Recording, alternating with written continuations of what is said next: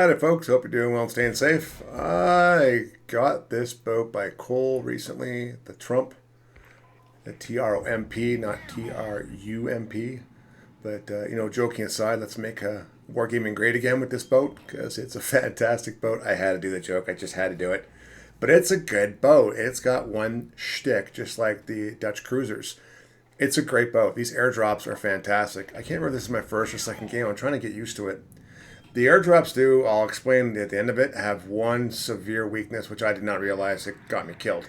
But anyway, what do I think of the boat? It's a standard destroyer with a special gimmick. She's got good defensive AA, and that airdrop comes back up every 60 seconds. It is unreal. So far, I like the boat. It's a lot of fun. She's got good guns. She's got really good torpedoes.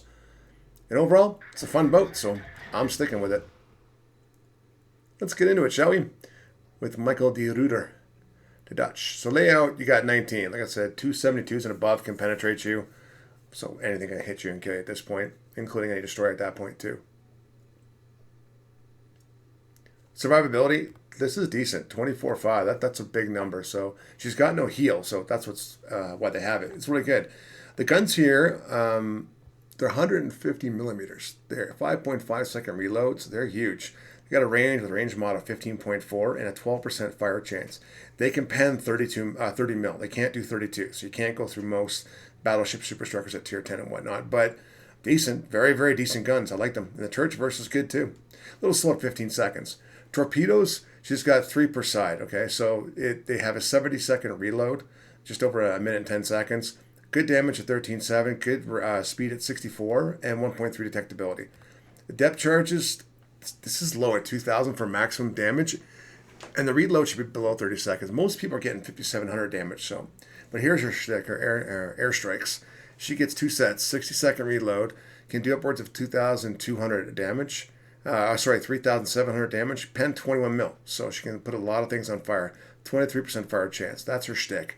And it's got a 10-kilometer range. It's pretty good. Defensive A on this boat is pretty good too. So I would not come near this boat if I was a CV.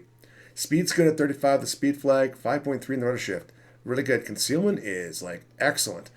Even when you look at the concealment with firing and smoke penalty, it's 3.2 kilometers. And range to be spotted by air is 3 kilometers. She's actually a very stealthy boat.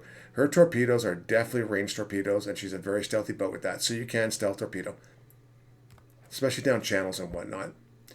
What I always take, main armor modification, obviously.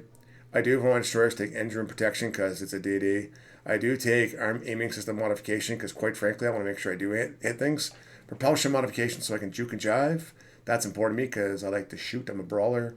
I did take concealment in case I've screwed up, but I want to go dark. Gun control fire system at 16%. I think you're going to need that. And a 38-second reload on her damage control. So that's fantastic. That's kind of standard, but that's really good.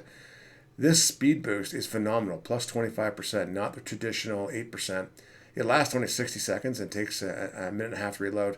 Her defensive AA is no joke. She can obliterate squadrons. And that's what I take. My build for my flags is to burn things down. I take the standardized camo. I don't want to go out naked. Now, when you actually go into the captain, I take, for me, with destroyers, I always take incoming fire alert because it's important to me.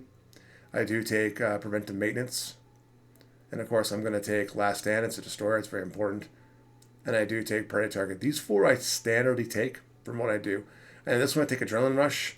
I still like dazzle. It gives me an ability when I'm spot someone, start kiting away. I can shoot them. They lose 20% of the ability. And of course, I take concealment and swift and silence. And we'll go back to port. Click. So getting back into the game. This is a different game. The Republic and the Vermont here actually tried to charge me. Here's why I made one. I got killed for it. We won this game, but it was kind of funny. I don't know why these 2 battleships tried to charge me. That was kind of funny, but whatever. So overall, with the airdrops, it's fantastic. She can take damage. I took a bunch there, and I'm still alive. This guy's going to flood out, which is good. You just have to remember that you don't have a heal in the boat, and I decided to get a little cocky here and charge it. And then I came across what I found to be 2 disadvantages. First and foremost, torpedo, she's only got 3 per side, so she can't, she's no Shimakaze or whatever, or, Kitakaze.